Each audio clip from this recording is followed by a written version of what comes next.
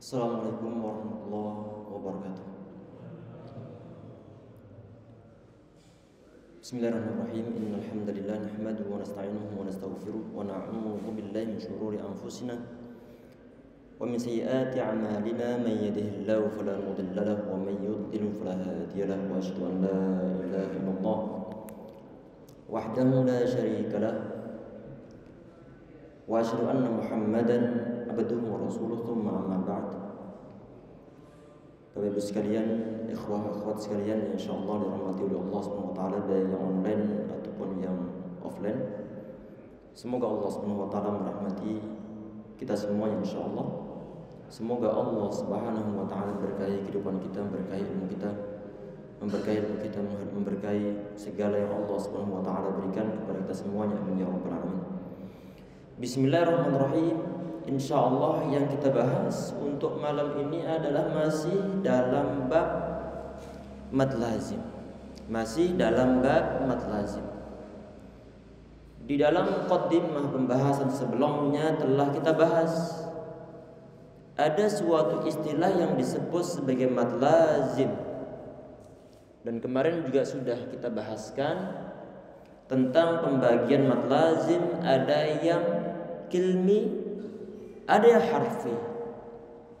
Basic dari suatu mad itu adalah ada huruf madnya. Ini yang terus kita ulang, yaitu ada alif sebelumnya fathah, ya sukun sebelumnya kasrah, ataupun wawu sebelumnya dhammah. Itu adalah basic ataupun basis dasar dari suatu mad. Untuk mad lazim, ini lazim ini artinya harus dibaca dengan kadar 6 harokat. Misalnya adalah waladdallin, yang kita panjangkan dha, kemudian setelah panjang 6 harokat langsung ditempelkan ke huruf lam yang ditasydidkan. Ini disebut sebagai mad lazim. Inti dari suatu mad lazim kemarin telah kita sampaikan ya ikhwah, yaitu kalau ada huruf mad setelahnya berupa sukun ataupun setelahnya berupa tasydid, itu adalah mad lazim. Kita langsung bahaskan di sini. Tadi itu yang kita sampaikan telah kita bahas di pertemuan sebelumnya. Kita perhatikan di sini. Bismillahirrahmanirrahim. Ila kam yanqasimul maddil lazim. Bismillahirrahmanirrahim. Qala musannif rahimahullah wa nafa'ana bihi wa bi'ulumihi fid dharain amin. Semoga Allah Subhanahu wa taala merahmati beliau, penulis ataupun pengarang kitab ini. Di sini beliau mengatakan, ini setelah Hanan lihat ya ikhwah, ternyata kitab Hidayatur Rahman ini sebagian cetakan Madinah ataupun mungkin cetakan Suriah. Di bagian terakhirnya ada kitab ini dalam bahasa Arab. Masih sama berbentuk pertanyaan sama jawaban, model-model semacam ini. Bismillah. Di sini beliau mengatakan ilakam yang qasimul maddil lazim. Mad lazim dibagi menjadi berapa? Ini pertanyaannya. Jawabannya yang qasimu ila qismain. Mad lazim di sini dibagi menjadi 2 macam. Maddin lazimin kilmiyin. Yang pertama adalah mad lazim kilmi. Ini antum boleh menggunakan istilah kalimi, boleh menggunakan istilah kilmi. Bukan kilmi bahasa Inggris ya. Kilmi. Kilmi di sini perhatikan, ini kilmi ataupun kalimi, ini adalah merupakan suatu nisbah kepada lafadz kalimah. Kalau kalim itu berbentuk jamak, yaitu kata-kata. Bentuk tunggalnya apa? Adalah kalimah ataupun kilmah. Di saat diberikan ya di situ yang ada tasydidnya, maka boleh bagi kita untuk membaca kilmi ataupun kalimi. Sehingga di saat antum mendengar ada orang menggunakan istilah kalimi, monggo. Mau menggunakan istilah kilmi, juga tidak jadi masalah. Dua-duanya adalah bahasa yang fusha. Diambil dari kata tunggal yang berupa kilmatun ataupun kalimatun. Jelas insyaallah ya. Di sini perhatikan maddun lazimin kilmin. Yang pertama ini adalah mad lazim kilmi. Wa maddun lazimin harfiin. Yang kedua adalah mad lazim harfi. Artinya bahwa mad model semacam ini imma waqi'un fi kalimatin, ada kalanya mad ini terjadi dalam satu kata. Maka disebut kalau suatu mad lazim ini terjadinya ataupun prosesnya terjadi dalam satu kata ataupun dalam satu kalimah dalam bahasa Arab, maka disebut sebagai mad lazim kilmi. Wa imma waqi'un fi harfin, ada kalanya terjadi dalam suatu huruf dalam satu abjad. Misalkan lam, mim, shad, qaf. Nanti insyaallah kita sampaikan. Walaupun secara garis besarnya contoh-contohnya telah kita bahas di pertemuan sebelumnya. Tapi insyaallah satu persatu akan kita bahas. Wa kullun al-kilmi wal harfi. Jadi masing-masing dari mad lazim yang kilmi wal harfi dan mad lazim yang harfi imma musaqqalun wa imma mukhaffafun. Tadi ingat untuk mad lazim itu dibagi menjadi dua macam nih. Ada yang kilmi, ada yang harfi. Dan masing-masing ini baik yang kilmi ataupun yang harfi dibagi lagi menjadi dua macam. Artinya secara umum bahwa mad lazim ataupun secara detailnya mad lazim itu nanti ada empat macam. Perhatikan, mad lazim kilmi musaqqal, kemudian mad lazim kilmi mukhaffaf, kemudian yang untuk harfi mad lazim harfi musaqqal, kemudian mad lazim harfi mukhaffaf.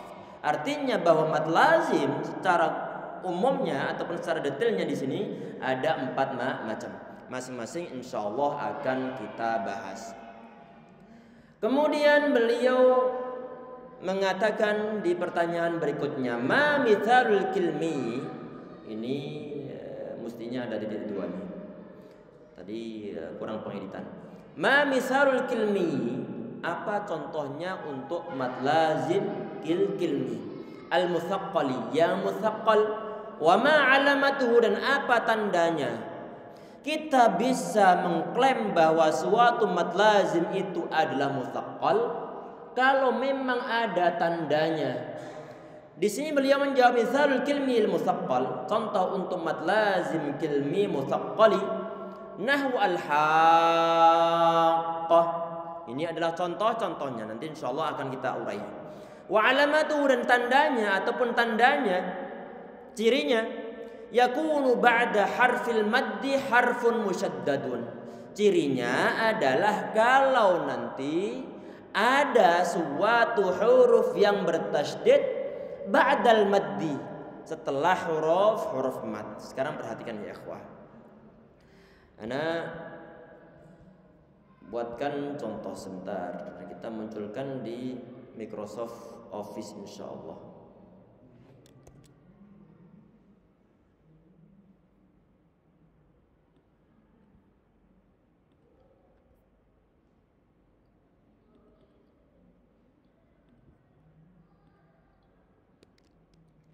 Semoga yang di Zoom ini jelas nih.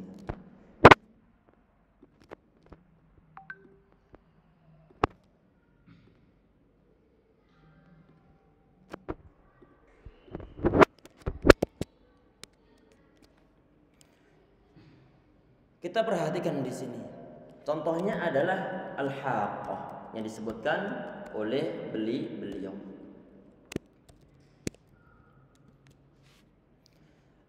Saya ingatkan kembali, masalah apa? Masalah terjadinya suatu mad lazim itu adalah di saat ada huruf mad, setelahnya berupa huruf yang sukun ataupun berupa suatu huruf yang bertasydid. Kalau kita perhatikan di sini untuk lafaz al-haqqah Ini ada huruf mat ataukah tidak ada huruf mat? Ada huruf mat. Yang berupa apa? Yang berupa alif. Kalau kita perhatikan huruf yang jatuh setelahnya, dia ditasydidkan. Kalau ditasydidkan, nah ini berarti dia mat lazim. Maka nanti ini dia adalah mat lazim. Maka ini adalah ciri suatu huruf, suatu bacaan yang disebut sebagai mad lazim kilmi mutsaqqal. Kilmi kenapa? Karena terjadinya mad lazim itu terjadi dalam satu kalimah. Kalimah itu istilah bahasa Arab. Dalam bahasa Indonesia artinya adalah kata. Artinya kalau ada suatu mad lazim terjadi dalam satu kata. Antara huruf mad bertemu dengan tasydid, pertemuannya terjadi dalam satu kata, maka disebut sebagai mad lazim kilmi mutsaqqal. Jelas insyaallah? Kalau ditanya kenapa kok disebut kilmi? Karena memang terjadi dalam satu kalimat ataupun terjadi dalam satu kata. Kenapa kok disebut sebagai mutsaqqal? Karena berat. Kenapa kok berat? Karena bertasydid. Lain lagi kalau nanti dia itu berupa sukun. Sukun itu kan dia satu huruf yang disukunkan. Huruf yang disukunkan. Sedangkan untuk yang mutsaqqal itu dia bertasydid. Ana ngajak sedikit berpikir nih, walaupun nggak penting-penting amat. Kita perhatikan, ini kan sukun kan artinya nggak bergerak nih. Sukun artinya diam. Antum bawa orang, gendong orang, diam. Dengan membawa double orang nih, membawa dua orang, satu diam, satu meronta-ronta. Kira-kira ringan mana? Perhatikan. Satu kesempatan kita menggendong satu orang yang diam ataupun orang yang sukun. Yang satunya lagi di lain kesempatan antum gendong dua orang yang bobotnya ataupun beratnya sama. Dua orang ini satunya diam, yang satunya meronta-ronta. Kira-kira ringanan yang ini atau yang ini? Ringan yang pertama. Yang pertama ini adalah mukhaffaf. Karena kenapa? Karena dia itu sukun. Satu orang sukun. Sedangkan yang di sini double, ada tasydidnya. Double itu ataupun tasydid itu adalah terjadi karena ada dua huruf yang sama. Yang satu sukun diam, yang kedua berharokat bergerak. Ini analogi ana. Kira-kira ringanan mana ini? Ringan membawa yang pertama atau membawa yang kedua? Yang pertama. Yang pertama nanti ini kalau ada suatu mad bertemu dengan huruf yang sukun, maka disebut mukhaffaf, artinya ringan. Sedangkan yang bertemu dengan huruf yang bertasydid, maka artinya mutsaqqal, berat. Faham insyaallah nih kronologinya. Kita enggak membahas jauh-jauh, tapi kita oprek, kita bahas, kita urai istilah-istilah yang kita pakai. Sehingga kita tahu asal usul dari istilah tersebut. Di samping itu juga nanti insya Allah kita paham prakteknya. Untuk poin ini insya Allah jelas ya, antara mukhaffaf sama mutsaqqal. Untuk yang mukhaffaf nanti ada huruf mad, dia bertemu dengan huruf sukun dalam satu kata. Kalau di lain kata nanti madnya akan dibuang. Akan kita bahas insya Allah. Kalau dalam satu kata maka perlu dipanjangkan ini. Dipanjangkan disebut sebagai mad lazim. Tadi ini mukhaffaf, ada mutsaqqal. Di sini yang beliau bahas pertama adalah contoh untuk mad lazim kilmi mutsaqqal. Mad lazim tadi jangan sampai lupa, suatu huruf mad bertemu dengan huruf bertasydid ataupun huruf yang bersukun. Kalau bertemu dengan huruf yang bertasydid sebagaimana kata al-haqqah, maka disebut mad lazim kilmi mutsaqqal. Perhatikan, mad lazim kilmi mutsaqqal. Nah, jelas insyaallah kalau kita mendapatkan mendapatkan model-model yang semacam ini, maka jangan sampai lupa untuk kita panjangkan berapa kadarnya?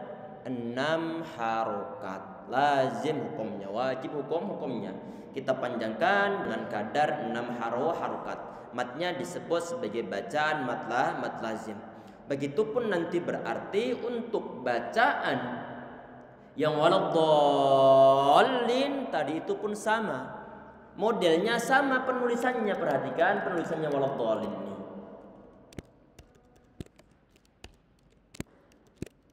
Perhatikan. Nah, ini pun sama ini.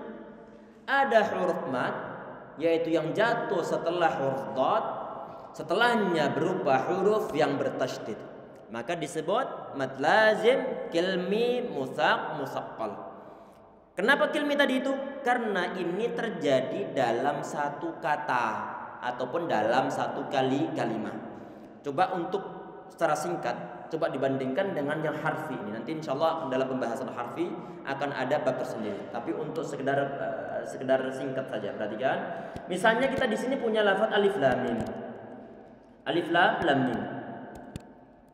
Kemarin telah kita sampaikan cara bacanya adalah alif, kemudian lam, kemudian mim. Lam, kemudian mim.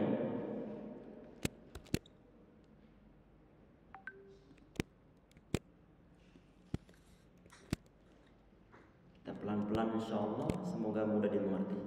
Nanti antum ulang-ulang lagi rekamannya untuk mengetahui kronologinya. Perhatikan, ini adalah untuk yang harfi.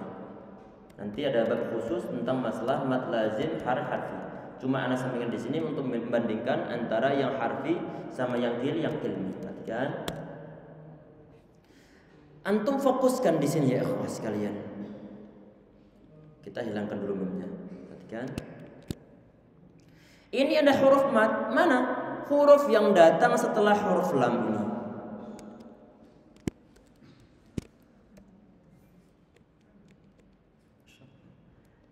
Ini mau ana kasih warna merah nggak bisa ini, yang alifnya. Pokoknya antum bayangkan bahwa ini kelihatan ya, yang maksud ana ada alif di sini, alif yang datang setelah huruf lam ini. Dimerahin merah semuanya. Tapi kelihatan ya alifnya insyaallah ya, alif yang datang setelah huruf lam. Yang dalam bahasan ini perhatikan ya. Yang ana kasih garis bawah itu ada alif yang datang setelah huruf lam. Lamnya kan dia difathahkan, setelahnya berupa huruf alif. Lam difathahkan, setelahnya berupa huruf alif. Maka dia adalah bacaan mat. Mat atau bukan? Halo, bacaan mat. Setelahnya berupa huruf mim. Setelahnya lagi berupa huruf mim yang berharokat. Mim pertama sukun, kedua berharokat. Teorinya kalau ada dua huruf yang sama, yang pertama sukun, yang kedua berharokat, maka perlu untuk didghamkan. Ini ada dua huruf mim ini. Yang pertama sukun, kedua berharokat, maka perlu untuk didghamkan mim pertama pada mim yang kedua. Sehingga dari segi suaranya akan menjadi begini. Perhatikan.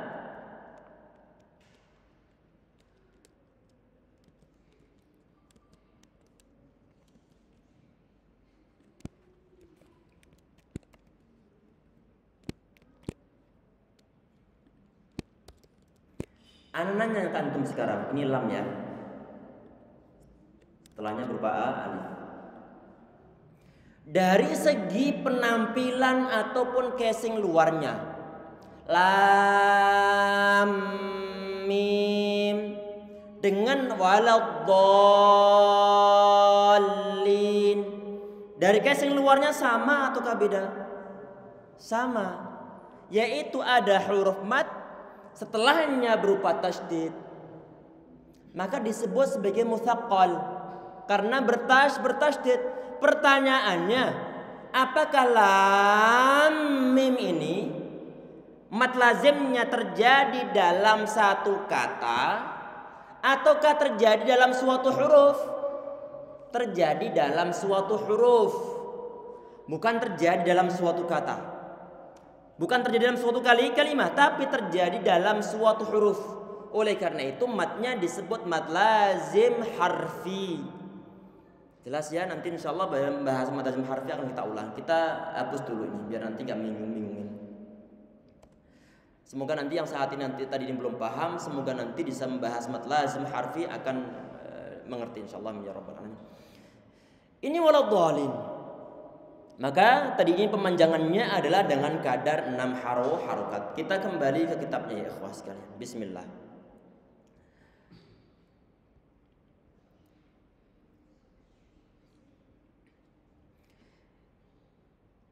Tadi ini kalau kita perhatikan untuk lafaz al-haqqah ataupun yang ini yang anak kasih lingkaran berwarna hijau ini, al-haqqah ada huruf mad setelahnya berupa tasydid. Ini dimasukkan dalam contoh mad lazim kilmi musaqqal. Dan ciri untuk mengetahui bahwa itu adalah musaqqal, baik nanti yang kilmi ataupun yang harfi, adalah adanya tasydid setelah huruf madnya. Ini ada tasydid setelah huruf mad. Tasydidnya di mana? Di atasnya huruf qaf. Di atasnya huruf qaf. Di sini kata beliau wa alamatu yakunu ba'da harfil maddi harfun musyaddadun. Jadi setelah huruf mad itu kalau berupa huruf yang bertasydid maka disebut sebagai musaqqal. Disebut sebagai musaqqal. Ini contohnya kita baca di ayat yang lengkapnya insyaallah. Anda baca kemudian antum ikutin ya ikhwah. Ini yang terdapat dalam surat Al-Haqqah ayat 1 sampai 3. Anak kotakin ini yang berwarna merah. Perhatikan. Anak baca kemudian diikutin. Kelihatan jelas insyaallah? Jelas ya? Anak baca kemudian antum ikutin insyaallah. A'udzu billahi minasy syaithanir rajim.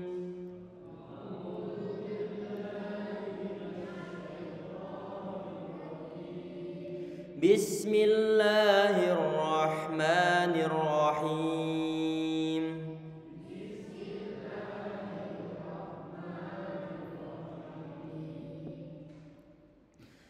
Al-Haqqah.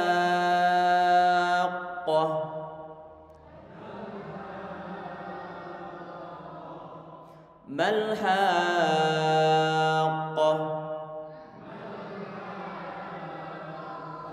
Wa ma adraka mal-haqqah.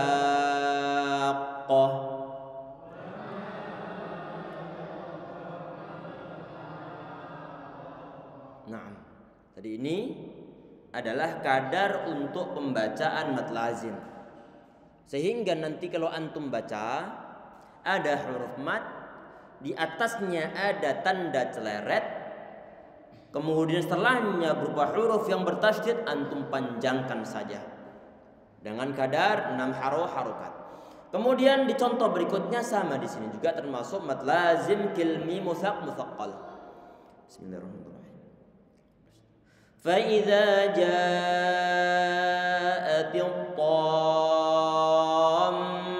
tammatul kubra.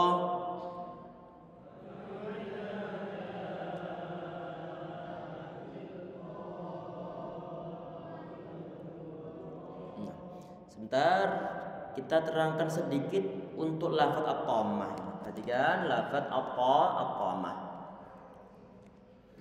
Ini kata at-tammah ada huruf mad, setelahnya berupa huruf mim yang bertasydid. Tadi ini adalah bacaan mad lazim kilmi musaqqal. Kita panjangkan terlebih dahulu bacaan madnya, setelah panjang 6 harokat baru nanti antum tempelkan langsung mengucapkan huruf mim. Jadi nggak boleh begini. Tammatul kubra, tammatul kubra. Yang dipanjangkan dengan kadar 6 harokat tadi adalah matnya. Adalah matnya. Artinya selesai kita puas memberikan mat pada kata to, selesai 6 harokat, langsung antum ucapkan huruf mimnya. Ucapkan huruf mem-memnya. Berarti bukan langsung tonya cuma dibaca 2 harokat, kemudian yang ditahan lama adalah mem-memnya, jangan. Tidak boleh tommatul, tapi to terlebih dahulu atau dolin terlebih dahulu, baru kemudian setelah selesai 6 harokat baru kemudian huruf yang bertasydid. Kita perhatikan di sini ya ikhwah.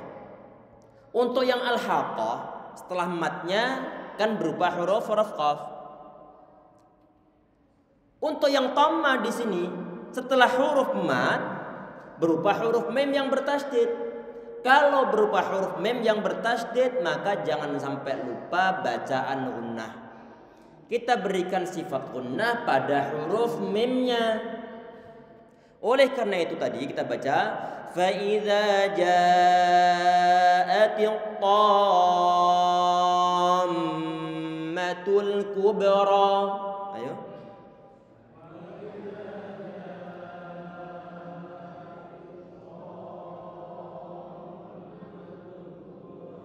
Nah, jadi jangan sampai lupa kita berikan gunnah pada huruf memnya. Dan gunnah yang bertasydid model semacam ini adalah gunnah akmalu ma takun. Gunnah yang paling sempurna. Sempurna artinya di sini adalah paling lama penahanan suara gunnahnya daripada gunnah-gunnah di level-level yang lainnya. Kita lanjutkan. Ini pun sama di ayat berikutnya. فَإِذَا جَاءَتِ الصَّاخَّةُ.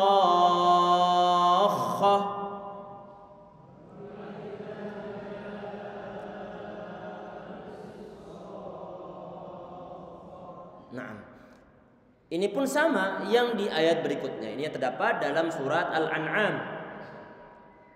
Wa hajjahu qaumuh.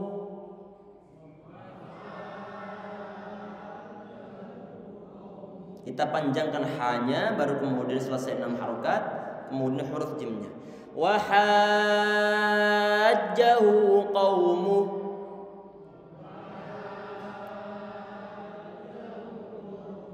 Nah, kemudian ini malah terjadi ada 2 mad lazim kilmi pada lafaz atau hajjuni. Sebentar. Mana mad lazim kilminya? Perhatikan, ana munculkan di papan tulis insyaallah. A tu ha kita urai insyaallah. Atuha, kemudian jim bertasydid, kemudian setelahnya berupa wawu, kemudian nun bertasydid lagi. Sebentar kita panjangkan. Kemudian nun dikasrahkan. Tadi ini saya bilang ada berapa mad lazim? Ada 2 mad lazim. Sekarang kita hitung ya ikhwah sekalian. Penguraiannya perhatikan. Ini ada huruf mad. Mana? Alif. Sebelumnya fathah jelas dia huruf mad. Setelahnya berupa huruf yang bertasydid. Mana? Huruf jim yang bertasydid. Maka di situ itu kita baca atuhaj sampai ke huruf jimnya. Kemudian huruf jimnya ini setelahnya berupa huruf wawu yang sukun. Sebelumnya berupa dhammah. Dia huruf mat ataukah bukan? Huruf mat. Kalau antum perhatikan huruf nunnya bertasydid ataukah bukan? Bertasydid. Maka di situ pun berupa huruf ataupun bacaan mad lazim. Karena kenapa? Karena ada huruf mat bertemu dengan huruf yang bertasydid. Artinya dalam lafaz atau hajuni ini termasuk ada 2 bacaan mad lazim. Kita baca insyaallah dengan menarik nafas yang agak panjang nanti, biar nggak habis di tengah perjalanan. Perhatikan mana tadi? Nah, kita ulang dari awal. Wa hajjahu qaumuh.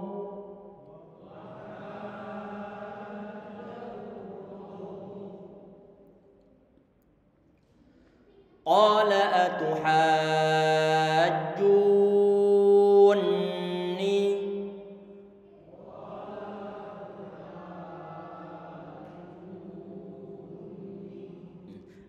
kita baca yang di Microsoft Office yang sudah kita urai. Nah, perhatikan. Atuhajjunni.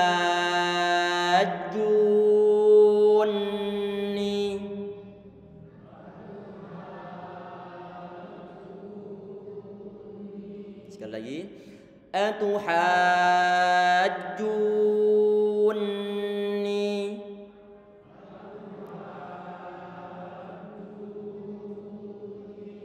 Jangan lupa ditahan mim nun yang bertasydid.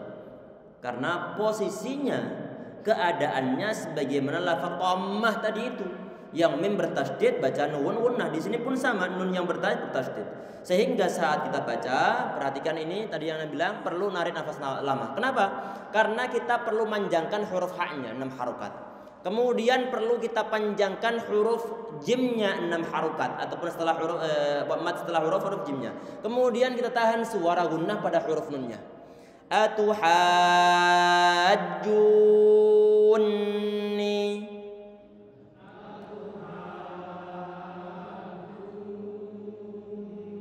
Nah, kita perhatikan di sini ya ikhwah sekalian, rahimani rahimakumullah.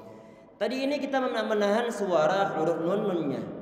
Sebelum huruf nun ini kan dia ada huruf mad, sebelumnya berupa tom-tom, sehingga huruf jimnya perlu untuk kita menyungkan bibir kita. Setelah nanti nempel ke huruf nunnya dalam keadaan bertasydid, maka bibir sudah dalam kondisi normal. Atuhajjunni.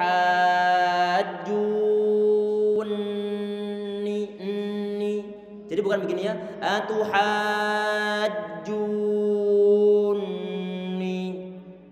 Tahu bedanya?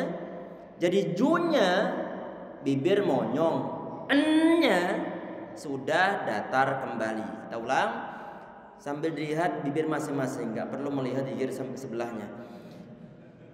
Atuhajjunni.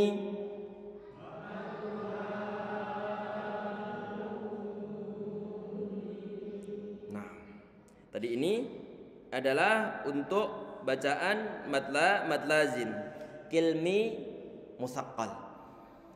Sebagai ini sudah agak akhir sepertinya ini. Kita praktek baca insyaallah. Kemarin terakhir surat apa yang kita baca ya ikhwah? Qul huwallahu ahad enggak salah ya? Berarti sekarang tabat semua.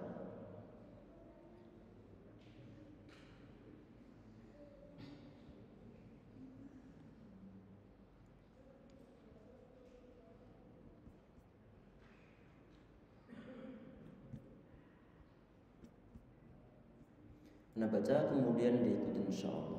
Kita baca surat Tabbat Yadah. A'udzu billahi minasy syaithanir rajim.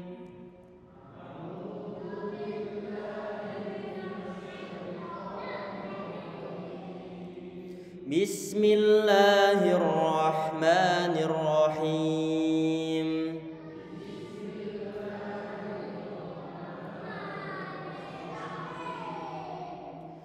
Tabbat yada abi lahabin wa tabb.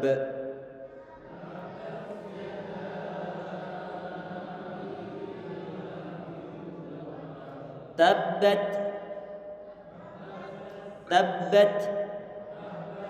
Nanti antum berusaha untuk memberikan hamas. Kita alirkan suara setelah kita mensukunkan huruf ta-nya, mengalirkan angin afwan. Tabbat ada tabbat yada. Ini kalau ini perlu berhati-hati di antara kesalahan ataupun kekurang tepatan dalam memberikan hamas. Itu adalah di saat setelah pengucapan huruf ta-nya kita berikan hamas dengan menggeser makhraj, sehingga nanti yang terdengar adalah menambahkan huruf sin. Enggak boleh begini. Tabbat. Ini sudah ada huruf sinnya. Tabbat. Dikit aja angin yang keluar. Cukup nanti antum sukunkan, kemudian antum buka, nanti akan ada angin yang keluar. Tabbat yada abi lahabin wa tabb.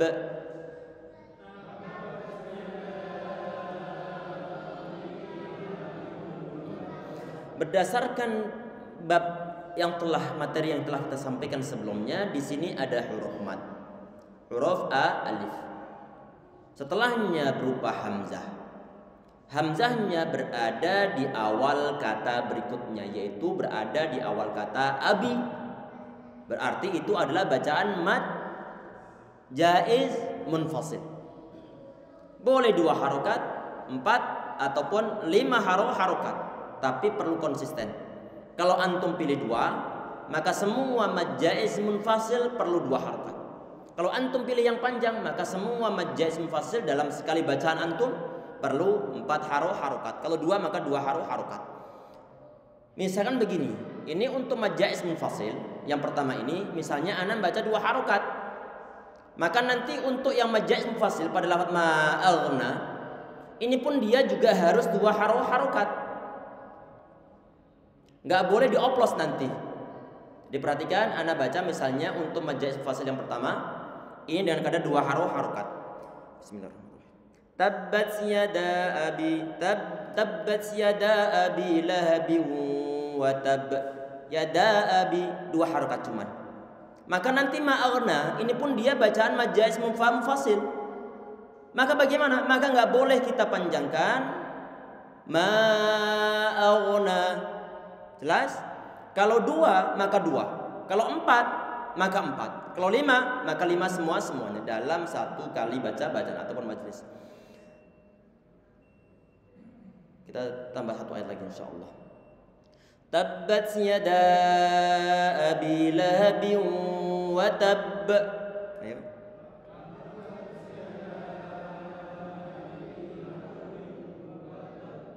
Satu ayat pertama aja insyaallah. Ini perhatikan yang untuk tanwin bertemu dengan wawu, ini bibir harus dimonyongkan karena dia bacaan itu bigunnah. Karena nanti di saat kita menyuarakan itu bigunnah pada lafaz lahabiu, ada wawu di sana disukunkan. Ada mengandung suara dhammah. Lahabiu, kita monyongkan. Tabbat yada abi lahabi wa tab. Ayo.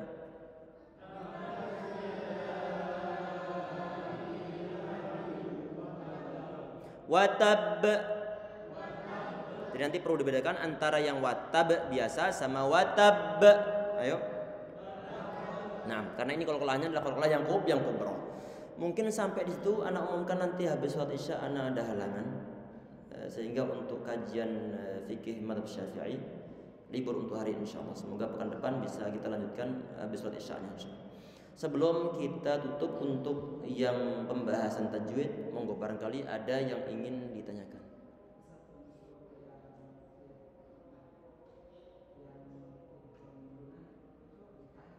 Iya, ditahan dari segi apa? Ditahan dari segi suara dengungannya.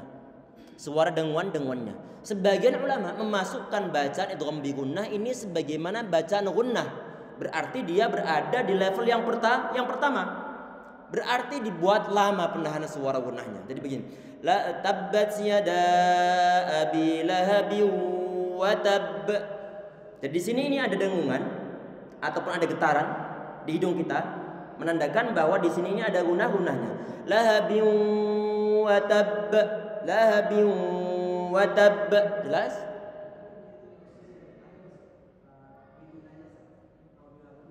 Iya. Untuk yang bila gunnah tanpa ada suatu penahanan, tanpa ada penahanan, dan bibir hidung ini nggak boleh ada getaran di saat membaca idgham bila gunnah. Bila gunnah artinya tanpa disertai dengan dengungan. Dengungan itu muncul di hidung. Kalau bi gunnah disertai dengan dengungan, berarti di saat kita menahan suara dengungannya, ini pastikan bahwa ini bergetar nih. Coba antum pegang hidung antum masing-masing. Nggak perlu pegang hidung di samping temannya. Tabbat yada abi lahabin wa tab. Ya.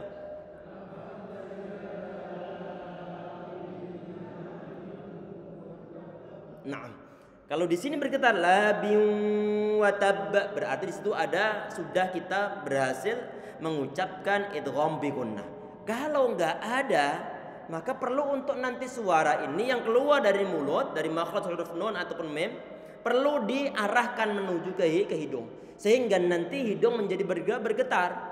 Karena untuk mengucapkan gunnah itu adalah nanti ada dua komponen yang perlu kita perhatikan, dari segi lidah dan juga dari segi hidung. Lidah untuk makhraj lisani, sedangkan hidung untuk makhraj khaysyuminya. Jelas ya? Jadi ini dua komponen yang nggak boleh tinggalkan di saat kita mengucapkan huruf mim ataupun nun ataupun suara gunnah. Paham insyaallah ya? Allahu alam, semoga bermanfaat kita. Jelas insyaallah, Allahu alam. Semoga bermanfaat di luar materi.